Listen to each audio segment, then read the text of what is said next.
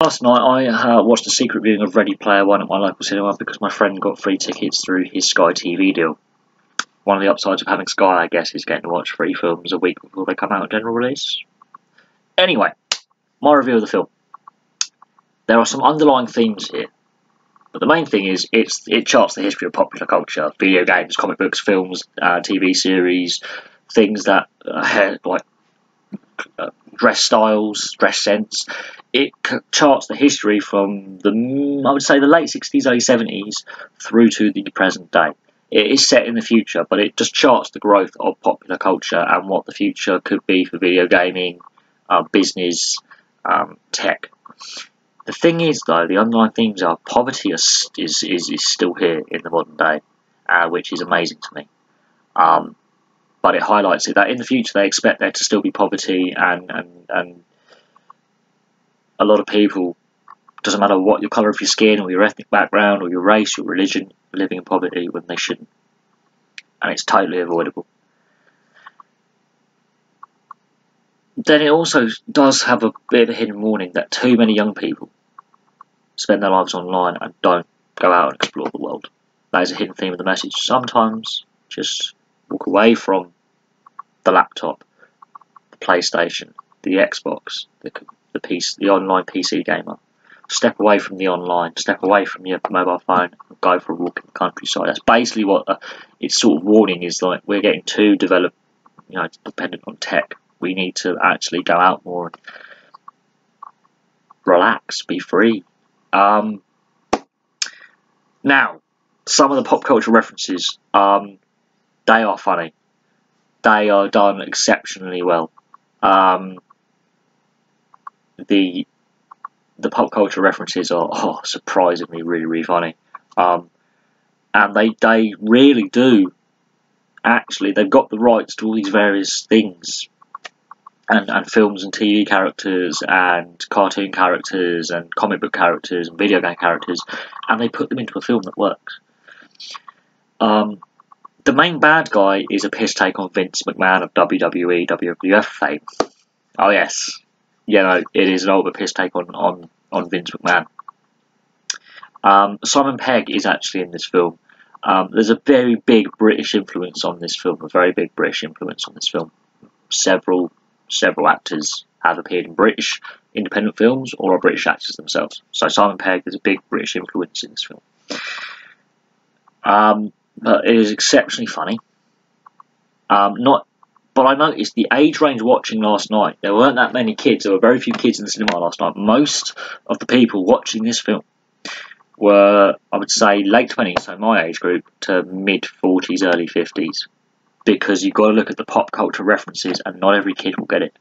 Not every kid will get the Van Halen music at the beginning of the opening sequence.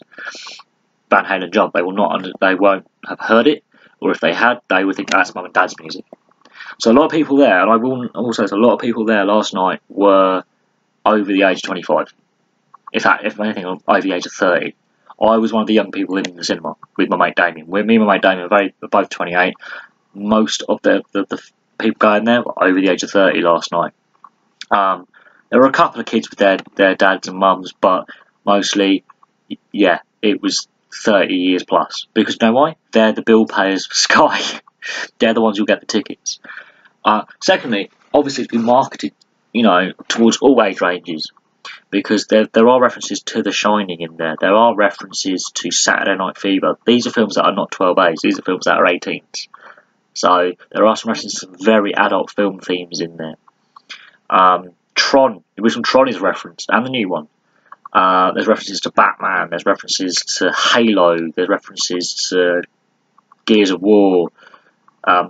So, video games that haven't got the rights by Warner Brothers, but they've obviously said, you can have the rights to this film because it will help sell our product.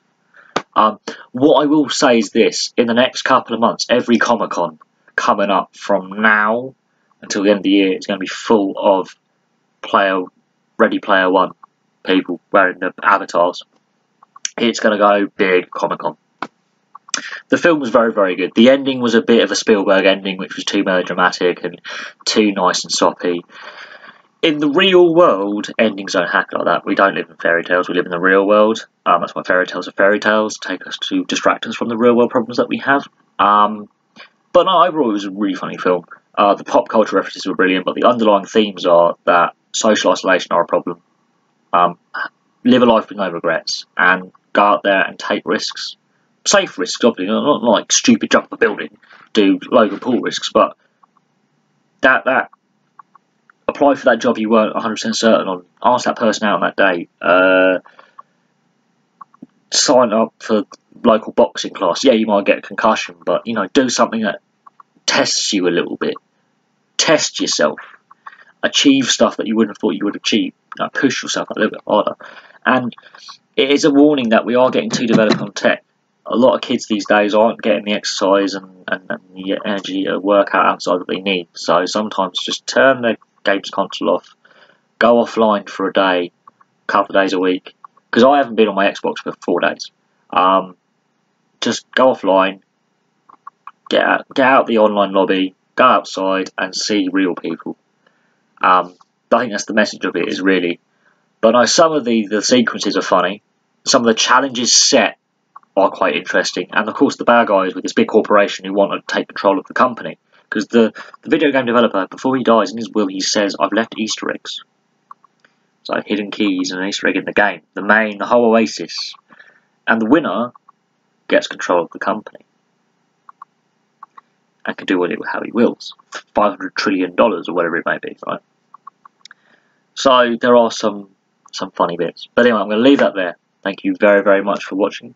I'll be back for some sports videos, don't you worry. And for those who just stumbled across this, I am actually basically more of a sports channel, but I had to give a review on this film because it's brilliant. So please like and subscribe. Place your comments below. If you're looking forward to it, it comes out, I think, on general release on every cinema on the 30th. There's a few, it's limited release at the moment. I am going to see this film again. So, but yeah, please like, subscribe, place your comments below, and I'll have some more videos for you soon.